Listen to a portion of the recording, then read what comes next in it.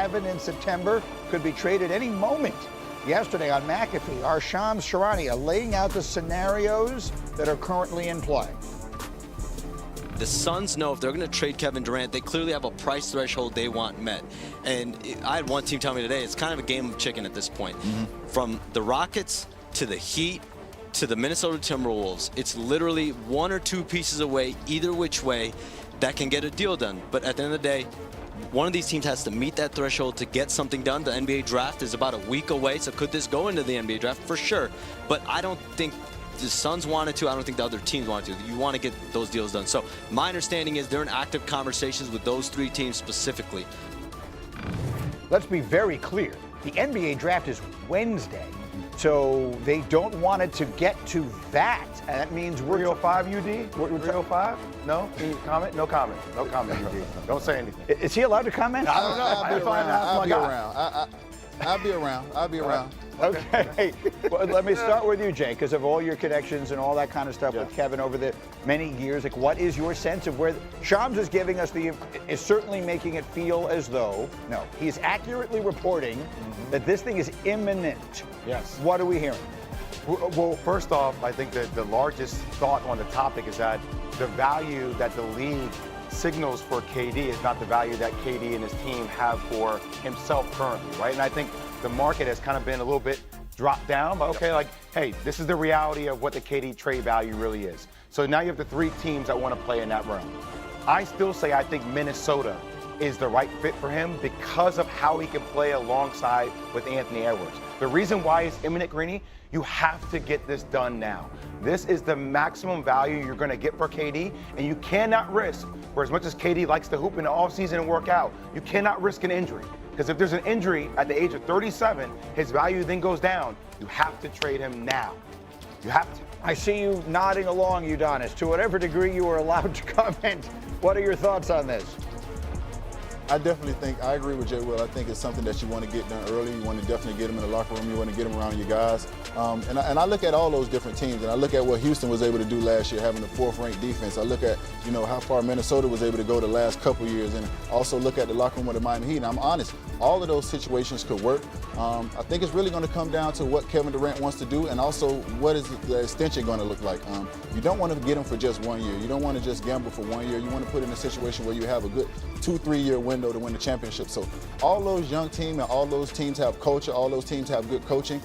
So there's a situation where a guy like Kevin Durant, he just come in and be Kevin Durant and hoop, and doesn't have to have the pressure of being the leader and all those different things. He just beats Kevin Durant. He beats 50 from the field, 40 from 3, and 90 from the free throw line, and just be himself. Yeah, see, I'm stuttering a little bit because I don't want to talk too much about the Heat. I gotta be careful. I gotta tiptoe. I hear you. No, listen, Keith, we did the essay the other day. There's only one player ever to average 25 points on 50-40 shooting for 3 consecutive seasons. That player is KD, and that streak is active. Like, it's the last 3 years. He is not slowing down. Reports of his demise have been greatly exaggerated. So with that thought in mind, Keith, what should happen here? What are you watching for on KD in the next day or two? I'm just watching for where he go. If you ask me, well, first let me shout out my OG. Let me say what's up to my OG because I didn't get a chance to start off this segment. OG, what's the deal, man? How you doing? I'm good. See you on this side, man. It's all right over here. Yeah, it's all right. So secondly, I'm going with the Heat, man. I think, my personal opinion, right? Playing for Spoelstra, and this is not a knock on the other coaches that I've played for, but the little bit of games that I played there, it was the best brand of basketball that I could play, that I have played in my career, right? And I think KD goes over there, and he's going to be the scorer they need to get over the hump, right? Miami never really has the big name guys, other than obviously, 2011 in those years. They still make it work, right? And KD's going to go over there and fit into a culture that has a bunch of young guys playing hard. You go over there and make the trio of you, of him, Bam, and Tyler. And I think, being in the East is wide open. They can get something done over there. The shamelessness of Udonis is not lost on any of us. Alan. Is it tampering if you just do a thumbs up? I don't think so. Look, if you look at the three situations, it's really what does Kevin Durant want? Because the best situation to win and win big is Minnesota, especially pairing him up with Anthony Edwards. If you put him in Houston, he might be asked to be a leader. Is that really what you want to do? It's a very young team, although Ime Udoka and he have a great relationship, and they just took care of Udoka for long term. Miami is a very interesting one because, number one, you get back east. Is there an easier road to success in the Eastern Conference? And we all know what these guys both talked about, heat culture and the difference it can make for a player at his age. All right, so we'll see what winds up happening again. Shams making it feel as though this thing is imminent. In the meantime, I want to show you my favorite Kevin Durant trade out there. We thought we had some traction this past weekend here. Durant still has not been traded.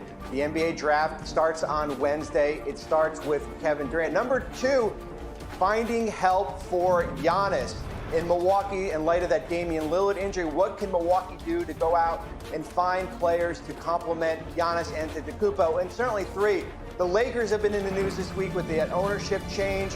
Can they go out and find a center for Luka Doncic here? So those are three of the many storylines we're going to see this offseason. Superstar-laden storylines. You got Luka, you got Giannis, you got KD. Who could forget TJ out there in Indiana? Bobby Marks joining the program this morning. How do you explain it? I think none of those guys have ever been there before. If you look at that roster and you talk about what Alex Caruso was able to do, he did get a ring, but that was in the bubble. It's a different situation when you step into a road game on the road. And I've been in Indiana before, and I know what that crowd brings. So that's a very intimidating situation. And the OKC team has showed a lot of growth throughout this playoffs. They're well beyond their years with their maturity. But I think last night was the first time that we probably saw that sign of immaturity kind of creep in a little bit. And once again, the inexperience of being in the finals and on the road. Nobody has had that experience on that team in that locker room. I'm going to tell you guys something. I was extremely disappointed in watching OKC last night for not matching the intensity of how Indiana came out in that game. Tyrese Halliburton, shout out to him for stepping up in the second quarter and really setting the tone for his team, even though at 14 points. But we talked about 21 turnovers, right? And that led to fast break points for Indiana. SGA did not play like the MVP last night. Nope. He did not. I get it, 21 points on 15 shots. That's 10 less field goal attempts that he's taken in this entire series, and 2 assists and 8 turnovers. So that was a very young team having a young moment. Yeah. And for as much as everybody is like, hey, they always bounce back the game after they lose, we haven't been seeing them bounce back in a Game 7 in the NBA Finals. I'm worried about OKC. The door is open for Indy. You should be. And can we now put the brakes on the Jordan Pippen comparisons and all that stuff, right? Like, this is a really young team, and they showed it in that game on the road in that type of environment. You had to know you were going to get the best punch. That second quarter, that really was the game, the second quarter. Then you come out in half, your coach makes an adjustment to your lineup, and it leads to nothing. So that team is in a lot of trouble. But it's not just on the court you're seeing it. You're seeing, to me, a master at work in Coach Rick Carlisle. And what he has done adjusting throughout this series, really throughout this playoffs.